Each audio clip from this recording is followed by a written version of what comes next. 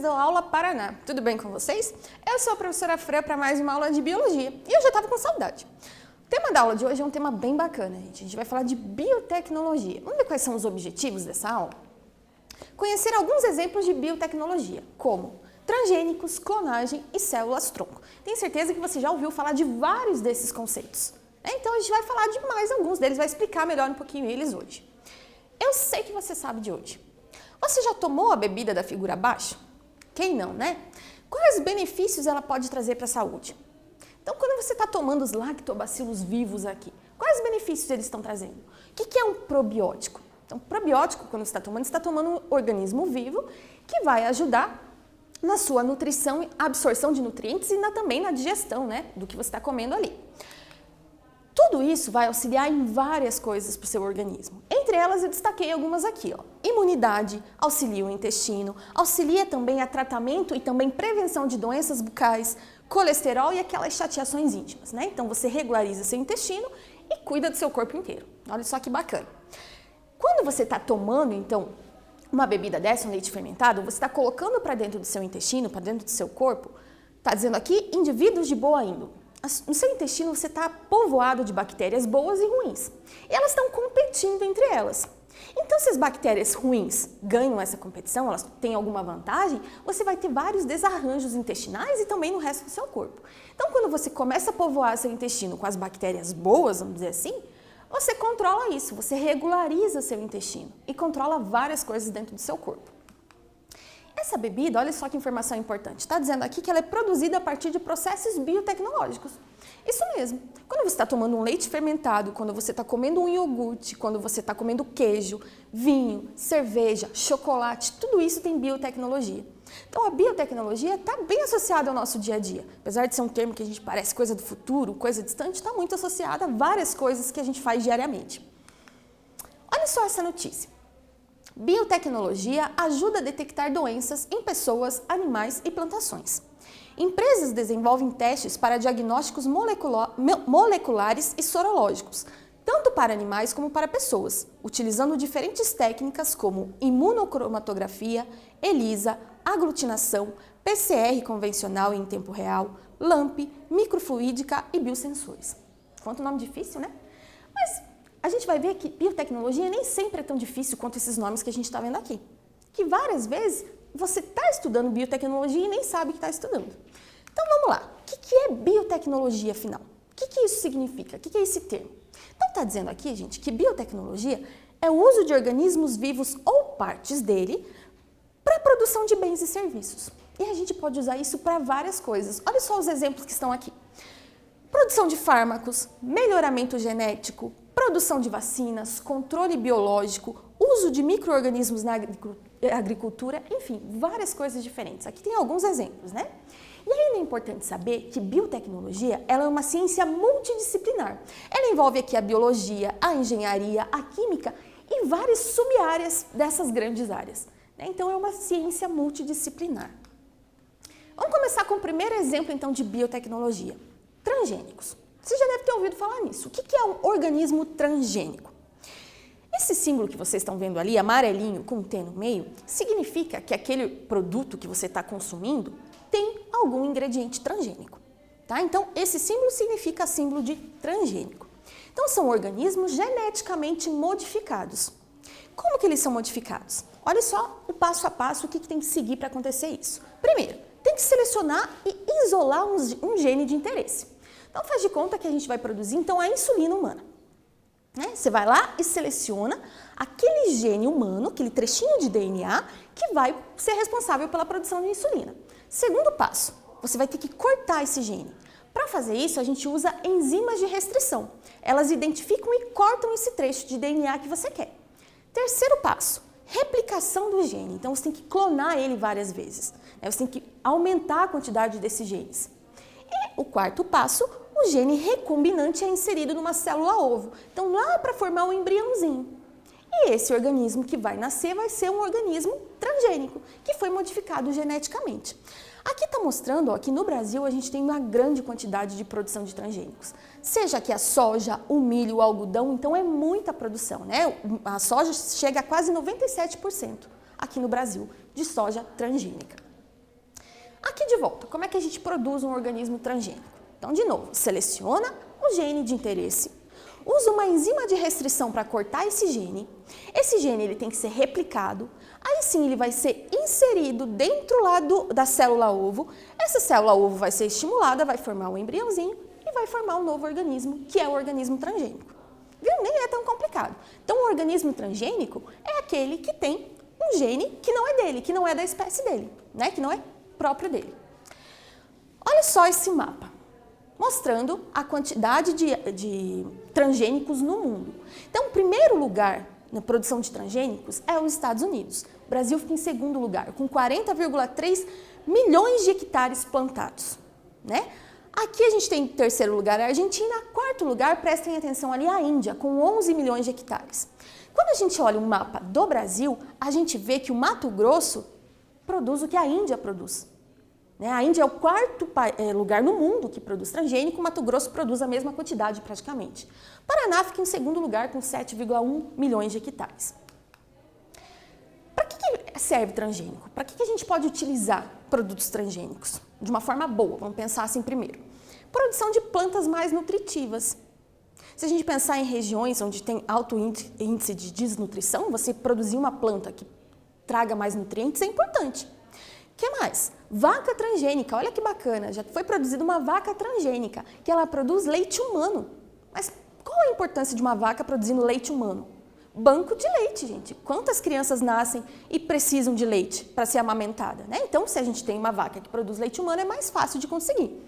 O que mais? Vacinas gênicas. E isso está muito importante hoje em dia, né? Olha um exemplo de como que é feito uma vacina gênica. Tá aqui, pegou o gene que codifica uma proteína do coronavírus, por exemplo, a proteína spike, que a gente já falou aqui quando explicou o coronavírus, coloca dentro de um outro vírus que a gente chama de vetor viral, um adenovírus, que não vai te causar problemas, e coloca dentro da vacina. Quando você recebe essa vacina, seu organismo vai conhecer aquela partícula como um corpo estranho, vai começar a produzir anticorpos e também células de memória. E quando você tiver contato de verdade com o vírus, você já vai estar imunizado, você já vai produzir anticorpos de uma forma muito mais rápida. O que mais? Controle do mosquito da dengue, gente. Então, a gente também usa mosquitos transgênicos. Então, produz um mosquito transgênico, macho, né? E solta esses machos transgênicos no ambiente. Por que macho e não fêmea? Porque são as fêmeas que são hematófagas, lembra? Então, se a gente produz um monte de fêmea, você vai ter um surto maior de dengue. Então, você investe nos machos, que são fitófagos, se alimentam de plantas. Esses machos, ou eles vão até cruzar com as fêmeas, mas eles não vão deixar descendentes. Ou os descendentes que vão nascer vão ter algum problema. Então, você diminui a incidência de dengue no país. O que mais? Produção de hormônios, como a insulina, que eu falei para vocês, e ainda aumento da produtividade agrícola. Então, tem muita coisa boa para transgênico. Mas tem coisa ruim também. Olha só, redução da variabilidade genética do organismo. Você produz transgênico, você vai plantar uma lavoura inteira de soja só de transgênicos, que são clones um do outro ainda, né? Então você diminui um monte, diminui drasticamente essa variabilidade. Reduz também a biodiversidade daquele local, né? Ainda, aumento de desemprego no campo. Antes você tinha que pagar uma pessoa para ir lá tirar as ervas daninhas, para retirar os insetos, as pragas agrícolas. Com os transgênicos você diminui muito isso. Você não precisa de tantas pessoas trabalhando no campo. E ainda, animais transgênicos podem nascer com mutações gravíssimas. Então tem a parte ruim também. Mas tem mais coisa? Tem. Olha só, reações alérgicas a alimentos. Então várias pessoas acabam adquirindo reações alérgicas e muitas vezes nem sabem o porquê. E pode estar relacionado ao alimento transgênico. Aumento da quantidade de números de cânceres diferentes. Né, também por causa dos transgênicos. Também tem a parte ética, né, até que ponto vale manipular organismos vivos.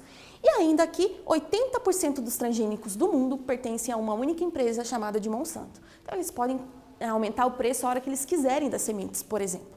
Então tem toda uma parte ruim também. Vamos para o nosso primeiro exercício? Olha lá. Cientistas chineses criaram porcos que brilham no escuro. Os animais receberam genes de águas-vivas, com o objetivo de mostrar que é possível inserir DNA de uma espécie em outra diferente.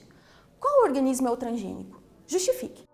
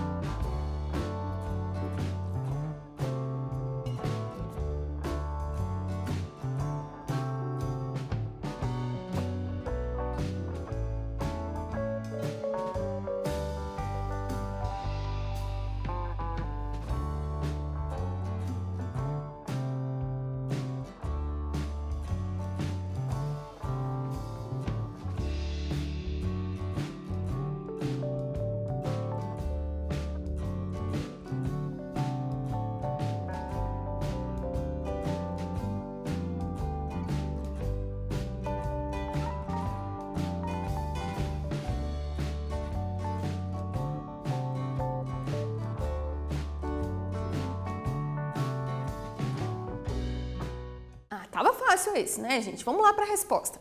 Então, tá dizendo aqui que o porco recebeu um gene para brilhar no escuro. Pegaram um gene da água viva e colocaram no porco. Qual vantagem o porco vai ter nisso, gente?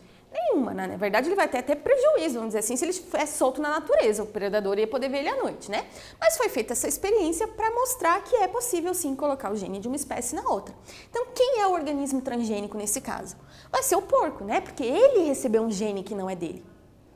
Então, o porco vai ser o elefante, tá aqui, gente? É o porco, tá? Era de um outro exercício, provavelmente. Então, o porco é o organismo transgênico, porque ele recebeu o gene da água viva. Eu arrumo lá para vocês depois, tá? Então, continuando aqui, gente. Segundo tópico importante de hoje, clonagem. O que tem a clonagem? Clonagem também é biotecnologia? Também. Mas a gente tem clones naturais. Veja só, quem são os clones naturais? Gêmeos univitelínicos. Aqueles gêmeos que são idênticos, que vieram de um único óvulo e de um único espermatozoide. São clones. As bactérias se reproduzem por bipartição, lembra disso? Também são clones naturais.